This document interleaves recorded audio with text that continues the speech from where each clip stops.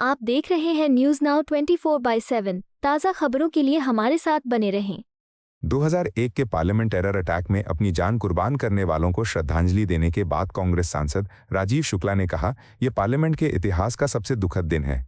ये न केवल संसद बल्कि पूरे लोकतंत्र पर हमला था।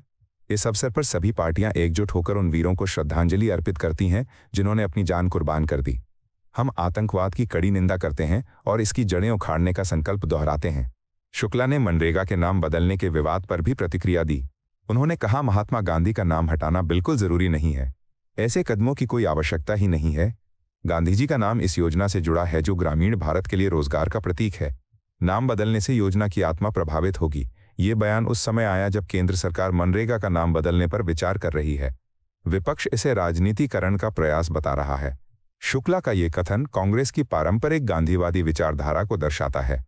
संसद में सभी दलों ने आतंकवाद के खिलाफ एकता का संदेश दिया जो राष्ट्रीय सुरक्षा के लिए महत्वपूर्ण है। आज का दिन संसदीय इतिहास का एक बहुत ही दुखद दिवस है। इस दिन इसी संसद में मैं भी सदस्य था। जिस तरह से आतंकवादियों ने हमला किया था, बहुत बड़ा उनका मकसद था और हमारे इनकी सराहना करनी होगी, हमारी सुरक्षा बलों की और हमारे साथ जो स्टाफ यहाँ पे रहता संसद में उनका, कि उन्होंने पूरा मुकाबला लिया। उनकी जान चली गई लेकिन उन्होंने सारे जो है आतंकवादियों को धराशायी कर दिया।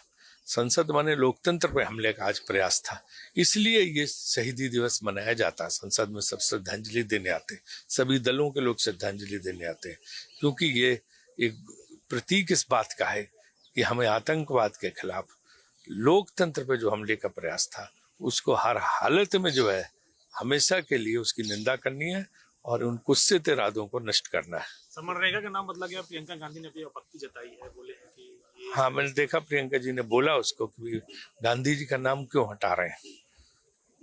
बापू नाम तो बहुत लोगों का बिहार में होता, वहां पे गुजरात में होता, तो जो है इसको लेके है, मतलब ये कुछ ऐसे कदम है जिनकी जरूरत नहीं है,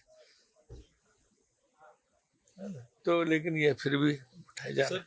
3 यूएस हाउस रिप्रेजेंटेटिव हैं, उन्होंने जो 50% टैरिफ भारत पे लगाया है उसका विरोध किया है। 3 क्यों? हमारा तो ये होना चाहिए कि 300 जो है अमेरिकी सांसद इसका विरोध करें और ट्रम्प को झुकना पड़े। भारत पे 50% टैरिफ लगने का मतलब है भारत की तो अर्थव्यवस्था को भारी चोट पहुंचेगी।